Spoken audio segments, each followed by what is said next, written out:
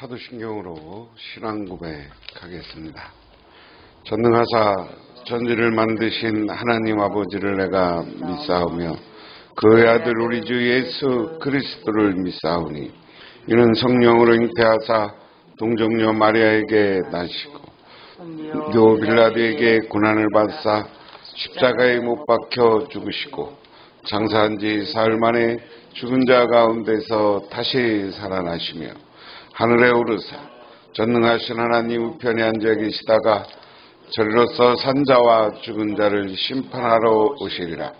성령을 믿사오며 거룩한 공예와 성도가 서로 교통하는 것과 죄를 사해 주시는 것과 몸이 다시 사는 것과 영원히 사는 것을 믿사옵나이다. 아멘. 하나님의 말씀 봅니다. 하나님의 말씀은 마가복음 11장 15절에서 25절, 약성경 74쪽입니다. 그들이 예루살렘에서 들어가니라.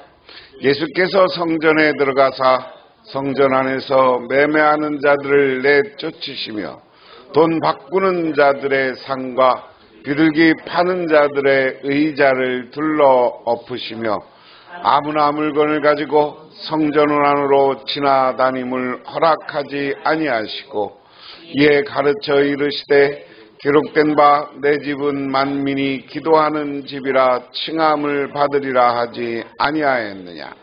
너희는 강도의 소굴을 만들었도다 하시매 대제사장들과 서기관들이 듣고 예수를 어떻게 죽일까 하고 꾀하니 이는 무리가 다 그의 교훈을 놀랍게 여김으로 그를 두려워함이로라. 그리고 날이 저물매 그들이 성 밖으로 나가더라.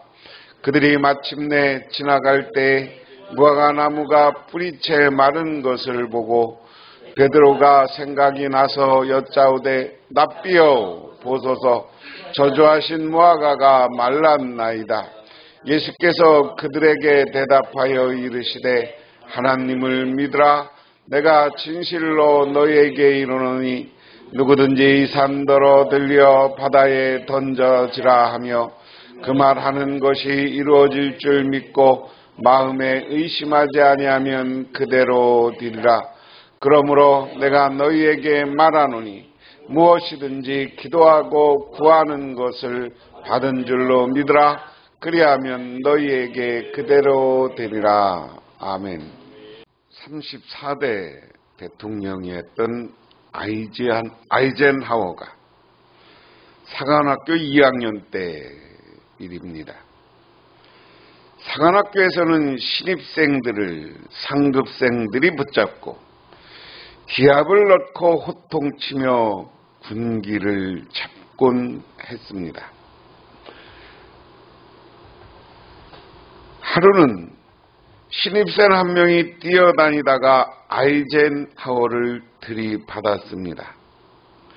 아이젠하워 역시 잘됐다 생각하고 그를 세워놓고 소리 지르기 시작합니다. 너는 명예로운 사관생도라기보다는 겨우 시시한 이발장이 같은 녀석이로구나. 이렇게 부주의할 수 있단 말이냐 하고 호통을 쳤습니다. 그러자 그 신입생은 어깨를 탁 펴더니 큰 소리로 당당하게 말했습니다. 네, 선배님, 저는 이발사였습니다. 저는 이 학교에 입학하기 전까지 이발사로서 가족들을 부양해 왔습니다. 그리고 이렇게 사관학교에 입학하였습니다. 아이젠하워는 갑자기 할 말을 잃었습니다. 그가 설마 이발사였으리라고는 생각도 못했던 것입니다. 자신은 지금 남의 생계를 모욕하고 무시하는 것이다. 그는 더 이상 어떻게 해야 될지 알지 못라 당황한 채 숙소로 돌아왔습니다. 자기 방에서 홀로 앉아 다시는 다른 사람을 무시하거나 모욕하는 언행을 하지 않겠다는 굳은 결심을 합니다. 이제 나오는 그의 자서전에서 이 일에 대해 다음과 같이 기록합니다.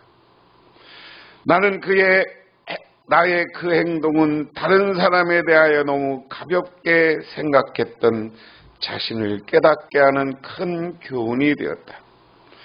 그 후로 그는 2차 대전 때 연합군 사령관으로 큰 일을 담당할 때 미국 대통령으로서의 직분을 수행할 때나 늘 다른 사람을 격려하는 위대한 지도력을 발휘했습니다.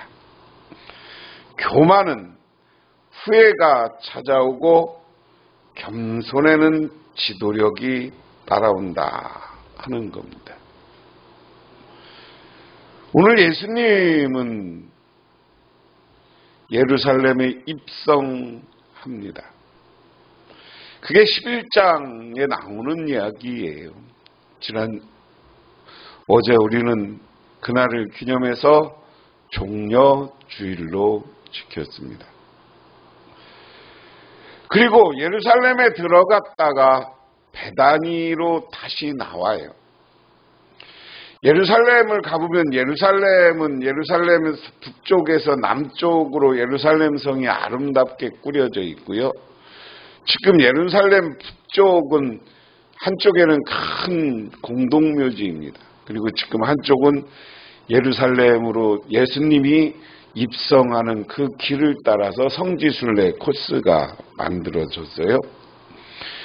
그리고 예수님은 예루살렘에 갈 때마다 늘 베다니 예루살렘 북쪽에서 나와서 예루살렘은 늘 머물렀습니다. 그곳이 마르다, 마리아 그 집안이다라고 이야기하죠. 그리고 죽은 나사로를 살린 곳이기도 한다. 그래서 오늘 베다니 이곳으로 예루살렘 첫날 입성했다가 다시 베다니로 나왔습니다. 그래서 베다니로 나오는데 시장하셨어요. 배고팠다. 그런데 지나가다 보니까 무화과 나무가 있었어요.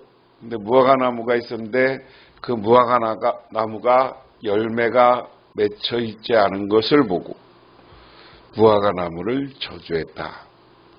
그런데 그 앞부분에 때가 아님이라 그랬습니다.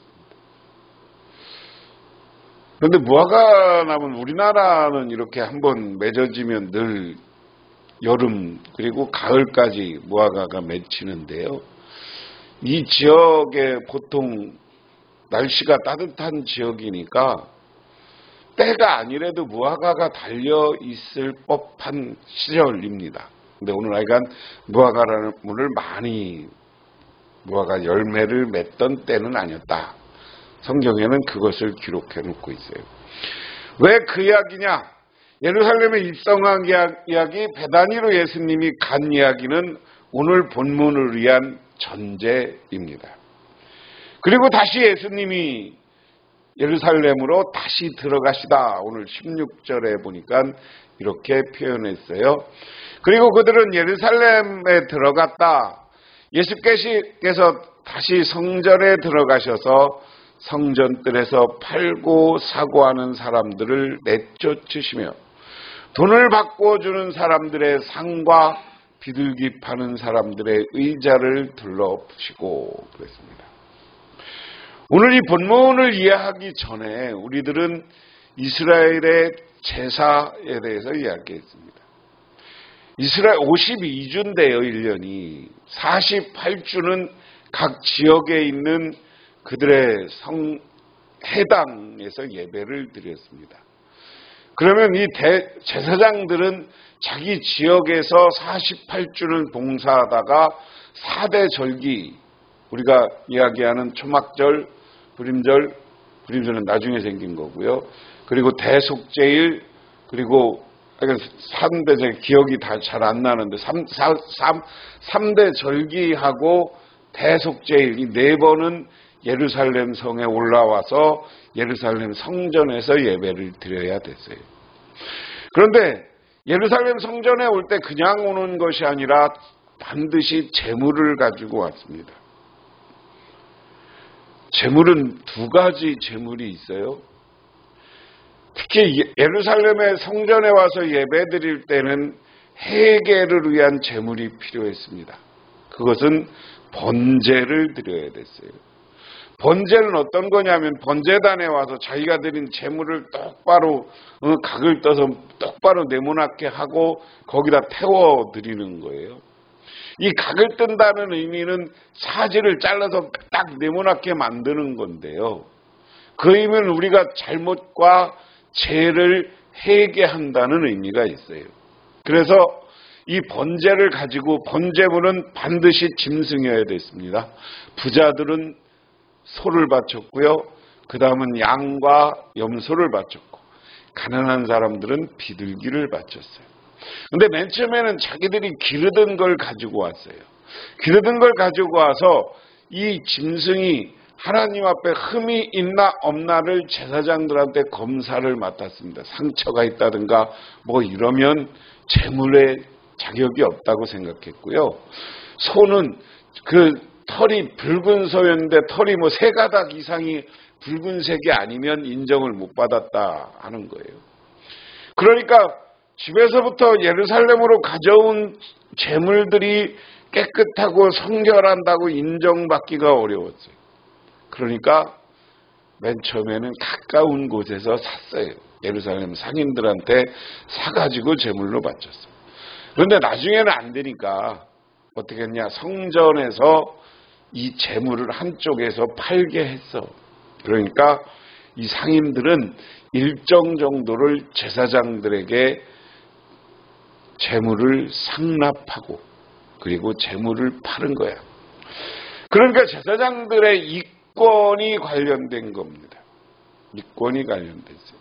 그래서 이따가 영상을 잠깐 보겠습니다만은 막 돈이 오가고 시끄럽고 재물을 사느냐고 바빴어요.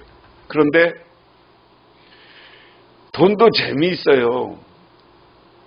여기 이 성전을 사는 돈은 이스라엘 예루살렘 성전에서 발행한 돈이어야 돼.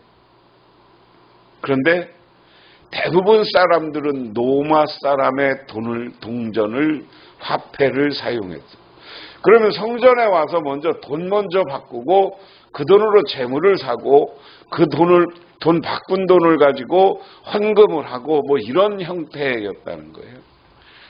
근데 여러분 알다시피 환전할 때는 반드시 돈을 바꿀 때 이권이 있는 거예요.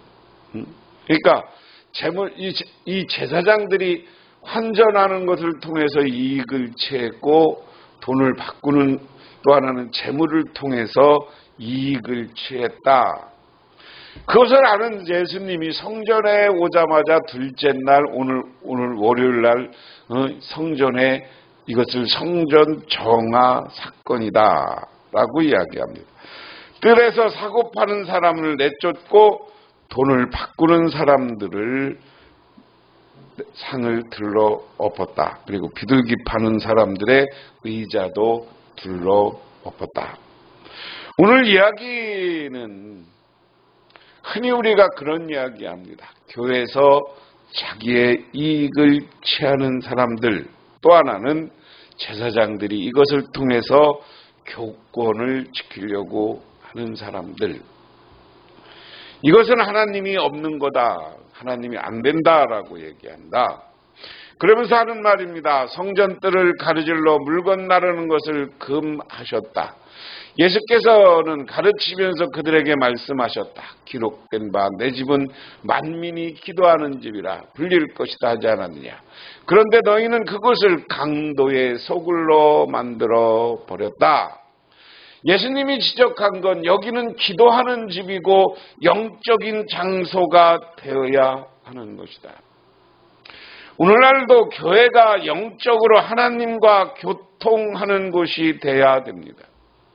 그런데 하나님과 교통하는 것이 아니라 오히려 백성들에게 왜 강도의 소굴을 이야기하느냐면 환전을 통해서 백성들의 물질을 빼앗는 것과 마찬가지고, 또한 재물을 파는 것을 통해서 거의 강제적으로 비싸게 파는 거 아니에요. 그리고 그 이권을 누가 그 당시에 오늘날로 얘기하면 목회자고 이 당시로 얘기하면 제사장들이 그 이익을 다 가져갔던 구조. 이것이 싫었던 겁니다. 그래서 하나님은 원래 하나님이 이야기한 대로 예수님은 돌려놓아라. 교회를 돌려놓아라 하는 거죠. 그 교회를 돌려놓은 대표적인 사건이 우리에게는 종교개혁입니다. 얼마 전에 종교개혁에 대해서 전에 얼마나 교황들이 타락했나를 텔레비전 어느 채널에서 스펄브가 무슨 세계사라는 것을 통해서 이야기하는데 말이 안 돼요. 다 교황들이 결혼해서 애들이 있고요. 세습을 하기도 하고요. 조카한테 물려주기도 하고요. 중세 말에 가면 이렇게 타락했어요. 그것을 개혁한 것이 루터고 칼빈입니다. 우리는 그런 의미에서 개혁교회 다닌다는 건 철저히 예수 정신을 따른다는 거예요. 오늘도 교회가 타락했으면, 교만해졌으면 하나님 앞에 회개하고 새롭게 하나님 앞에 신령함을 회복해야 되는 줄 믿으시기 바랍니다. 그러면서 대제사장들과 율법학자들이 이 말씀을 듣고서 예수를 어떻게 없애버릴까 하고 방도를 찾고 있었다. 그들은 예수를 두려워하고 있었던 것이다. 무리가 다 예수의 가르침에 놀라고 있었기 때문이다. 그러면서 저녁 때가 되면 예수님은 을의 성 밖으로 나갔다 하는 겁니다. 오늘 예루살렘 성전을 정화하고 거기서 많은 말씀을 가르치고 율법학자하고 토론도 하고 그리고 율법학자는 예수님을 어떻게 하면 죽일까 하는 겁니다. 그리고 저물어서 예수님은 성 밖으로 나가서 다시 베다니에서 주무시러 나가는 거예요.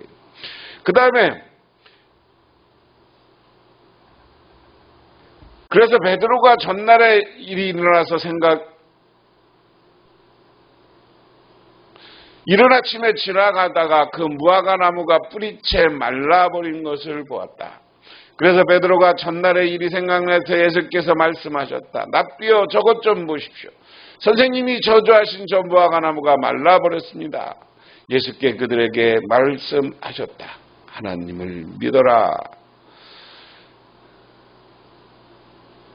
오늘 그래서 베다니로 갔다가 아침에 다시 돌아가 보니까 어제 저녁에 나가면서 예수님이 저주했던 무화과 나무가 말라버렸다. 오늘 여기에 제일 중요한 이야기는 뭐냐면 모든 하나님의 피조물은 우리 하나님의 아들인 예수님의 필요로 할 때 필요한 것을 내는 사람이 되어야 된다. 오늘 무화과 나무마저도 예수님이 배고파서 무화과 열매를 먹고 싶었으면 무화과를 내는 나무가 되었어요. 그런데 예수님의 뜻에 맞지 않은 사람들은 오늘 앞에서 성전에서 이익을 취하던 제사장들과 상인들이 예수님에게 배척받는 것이고요. 오늘 생명했던 무화과 나무마저 예수님의 저주로 말라버리고 맞는 거예요. 그래서 우리는 하나님을 믿어라. 하나님의 능력은 못하는 게 없어요. 잘 자라야 될 무화과 나무도 저주하니까 사라지고 마른 거예요. 그러면서 23절에 그럼 내가 진정 너에게 누구든지 이 산더러 번쩍 들어 바다에 빠져라 말하고 마음에 의심하지 않고 말한 대로 될 것이다 미루면 그대로 이루어질 것이다. 그러므로 나는 너에게 말한다. 너희가 기도하면서 구하는 것은 무엇이든지 이미 그것을 받은 줄 믿어라. 그리하면 너희에게 그대로 이루어질 것이다. 그러므로 모든 것이 이루어질 것이다 하는 겁니다. 그리고 25절에 너희가 가서 기도할 때 어떤 사람과 서로 등진 일이 있으면 용서하라. 그래야 하늘에 계신 너희 아버지도 너희 잘못을 용서해 주실 것이다. 우리 하나님은 오늘 하나님에게 필요하고 교회 예배당 그리고 성전이 기도하는 집이 돼야 되는 것이고요. 우리는 하나님이 나에게 어떠한 능력을 주셨고 정말 하나님을 믿으면 산을 바다에 던질 만큼 놀라운 능력을 발휘할 수 있다 하는 믿음을 가지고 살아가시기를 바랍니다. 독일의 어느 조각가가 예수의 초상을 볼 마음이 생겨 시작한 지 4년 만에 예수님을 조각했습니다. 그는 만족하고 주일 학생을 불러서 자기가 조각한 것을 보면서 이것이 누구 같으냐라고 묻습니다. 학생은 어떤 유명한 사람 같아요 라고 대답했습니다. 그러자 그는 다시 작업에 들어가 6년 만에 예수의 초상을 조각하고 그 학생에게 다시 물어보았습니다. 그러자 학생은 놀라면서 어린이가 내게 오는 것을 용납하라고 하신 예수님입니다 라고 대답했습니다. 그래서 그는 만족했습니다. 그 소식을 들은 프랑스의 어느 프랑스 국가에서 이 조각가에게 뭐라고 했느냐, 너희들은 비너스를 조각해달라라고 하니까 이 조각가가 이렇게 대답했어요. 나는 하나님을 조각하고 예수 그리스도를 조각한 몸이다. 그러니 우상을 섬기는 비너스 상을 나는 조각할 수 없다라고 거부했다. 오직 예수님만 바라보고 예수님만 사랑하면서 사는 삶, 그것은 하나님이 높여주고 하나님이 세워주고 하나님이 인도하여 주시는 줄 믿으시기 바랍니다. 그러면서 오늘 예수님이 성전을 정화하고 저주한 무화과나무가 마른 것을 보면서 너는 예수를 믿고 기도하라. 그러면 하나님이 능력 주겠다는 이 약속을 믿으면서 오늘 사순절 첫날을, 고난주간 첫날을 보내시는 저와 여러분이 되시기를 주님의 이름으로 축원합니다. 기도하겠습니다. 하나님 아버지 고맙습니다. 오늘 아버지 하나님의 은혜와 은총을 기억하며 이렇게 고난주간 첫날 이런 시간을 갖습니다. 아버지 하나님, 우리들에게 정말 성전을 정화한 것처럼 우리가 교만하였고 아버지 하나님 잘못됐던 믿음이 있으면 회개하는 시간이 되게 하옵소서. 그리고 또한 우리가 우리 하나님의 기도할 때 하나님이 우리에게 능력 줄 것이라는 믿음을 갖고 하나님만 바라보고 예수만 바라보는 아름다운 신앙인이 되게 하옵소서. 예수님 이름 받들어 기도드리옵나이다.